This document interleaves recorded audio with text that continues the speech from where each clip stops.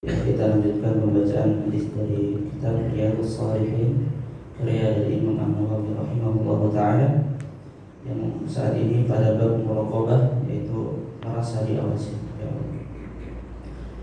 Dari Ibnu Abbas radhiyallahu anhu, ia berkata, "Kuntu khalfan Nabi sallallahu alaihi wasallam yawman, faqala ya ghulam, inni u'allimuka kalimatin, ihfazillaha yahfazka, ihfazillaha tajidhu tujahaka, idza sa'alta fas'alillah, wa idza ista'anta fasta'in billah, wa'lam anna al-ummata law ijtama'at ala an yanfa'uka bi syai'in lam yanfa'uka illa bi syai'in qad kataballahu laka, wa in ijtama'u ala an yadurruka bi syai'in lam yadurruka illa bi syai'in qad kataballahu 'alaika, rufi'atil qalam, rufi'atil aqlam, wa jaffatis suhuf."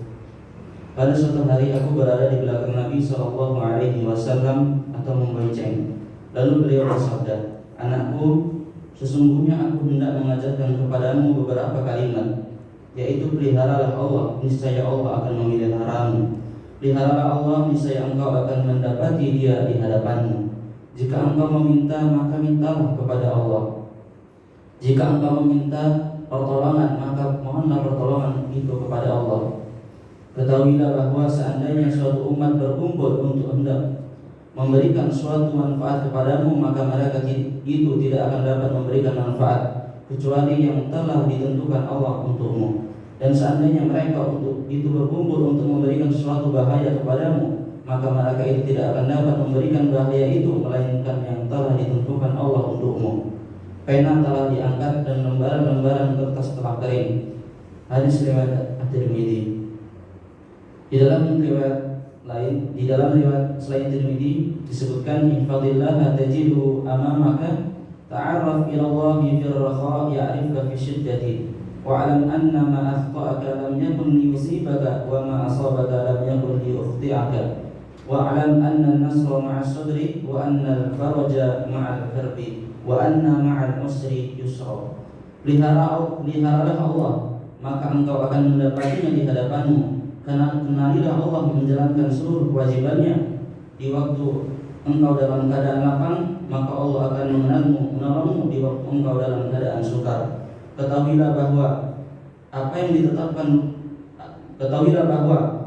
ditetapkan luput darimu itu tidak akan mengenaimu, dan apa-apa yang ditetapkan mengenaimu itu pasti tidak akan luput darimu. Ketahuilah bahwa pertolongan itu bersama kesabaran, bahwa kelapangan itu bersama kesukaran, dan bahwa bersama kesukaran itu pasti ada kelonggaran. Kemudian beberapa faedah yang dapat kita petik dari hadis tadi. Yang pertama, diharamkan memohon kepada selain Allah Subhanahu wa taala hal-hal yang berkaitan dengan berbagai urusan yang hanya dapat dilakukan oleh Allah Subhanahu wa taala, seperti rezeki, kesembuhan, ampunan, pertolongan, dan lain-lain. Adapun menyangkut hal-hal yang bisa dilakukan manusia dalam konteks tolong menolong, maka bagi yang mampu melakukan seperti pinjam, meminjam, meminta saran, dan lain-lain, maka hal ini boleh dilakukan. Kemudian yang kedua, apa yang terkandung dalam ilmu Allah atau sesuatu yang telah ditetapkannya di ummul kitab, maka hal itu pasti terjadi dan tidak dapat dirubah dan tidak bisa dihapus. Apa yang telah dan akan terjadi seluruhnya sangat jelas bagi Allah Subhanahu wa taala. Tidak ada sesuatu apapun terjadi kecuali atas pengetahuannya.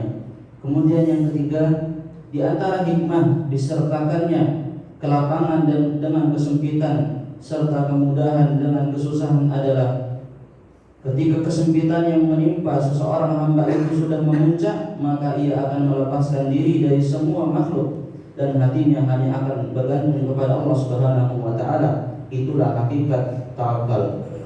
Kemudian yang terakhir, hadis di atas menunjukkan sebuah prinsip besar dalam muraqabatullah, menjaga hak-hak Allah, menyerahkan semua urusan kepadanya, bertawakal kepadanya, menyaksikan keesaannya, serta menyadari kelemahan makhluk dan kebutuhan mereka kepadanya. Mungkin hanya itu pembacaan hadis pada pagi hari ini. Mudah-mudahan dapat memberikan manfaat kepada kita semua. Wassallallahu ala nabiyyina Muhammad. Akhirul kalam. Assalamualaikum warahmatullahi wabarakatuh.